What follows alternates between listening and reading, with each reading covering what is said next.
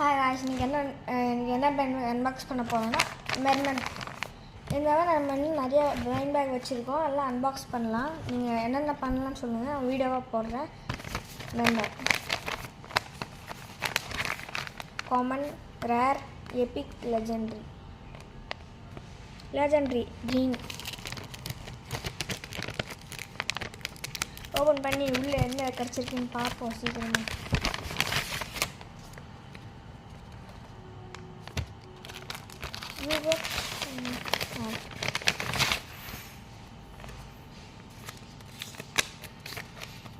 legendary